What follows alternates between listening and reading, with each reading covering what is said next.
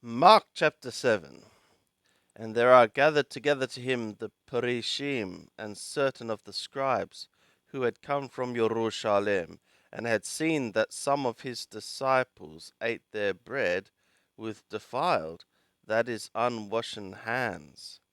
For the Perishim and all the Yehudim, except they wash their hands diligently, eat not, holding the tradition of the elders. And when they come from the marketplace, even they bathe themselves, they they eat not. And many other things there are which they have received to hold, washing of cups and pots and brazen vessels. And the Parishim and the scribes ask him, why walk not thy disciples according to the tradition of the elders, but eat their bread with common, that's unwashed, hands? And he said to them, well did Yeshaiah prophesy of you pretenders, as it is written, this people honoureth me with their lips, but their heart is far from me. But in vain do they worship me, teaching as their doctrines the precepts of men. Ye leave the command of God, and hold fast the tradition of men. And he said to them, full well do ye reject the command of God, that ye may keep your tradition. For Moshe said, honour thy father and thy mother, and he that speaketh evil of father or mother, let him die the death. But ye say, if a man shall say to his father or his mother, that wherewith thou mightest have been profited by me is korban, that is to say, given to God.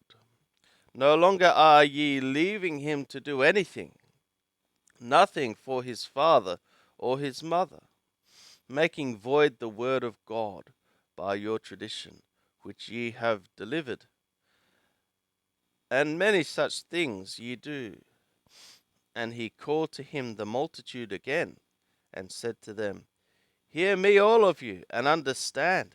There is nothing from without the man that going into him can defile him, but the things which proceed out of the man are those that defile the man. And when he was entered into the house from the multitude, his disciples asked of him the parable, and he said to them, are ye so without understanding also? Perceive ye not that whatsoever from without goeth into the man, it cannot defile him, because it goeth not into his heart, but into his belly, and goeth out into the draught, cleansing all the foods from defilement from unwashed hands. And he said, that which proceedeth out of the man, that defileth the man. For from within, out of the heart of men, evil thoughts proceed, sexual sins, thefts, murderers, adulteries, covetousness, covetings, wickednesses, deceit, lasciviousness, an evil eye, railing, pride, foolishness. All these evil things proceed from within, and defile the man. And from thence he arose, and went away into the borders of Thor and Thidon, and he entered into a house, and would have no man know it, and he could not be hid. But immediately a woman, whose little daughter had an unclean spirit, having heard of him, came and fell down at his feet. Now the woman was a Greek, a Syrophoenician, Syrophoenician by race, and she besought him that he would cast forth the demon out of her daughter.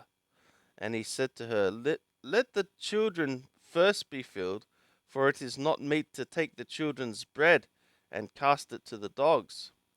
But she answered and said to him, yea, Lord, even the dogs under the table eat of the children's crumbs.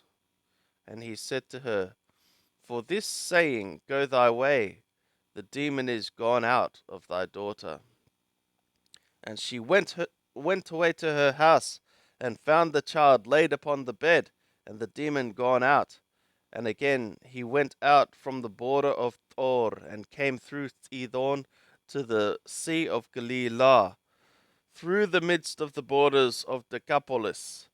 And they brought to him one that was deaf, and had an impediment in his speech, and they beseech him to lay his hand upon him,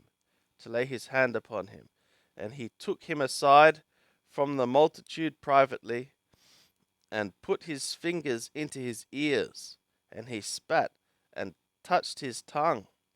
And looking up into the sky, he sighed, and saith to him, Ephphatha, that is, be opened. And his ears were opened, and the bond of his tongue was loosed, and he spoke plain. And he charged them that they should tell no man. But the more he charged them, so much the more a great deal they published it. And they were beyond measure astonished, saying, He hath done all things well. He maketh even the deaf to hear, and the mute to speak.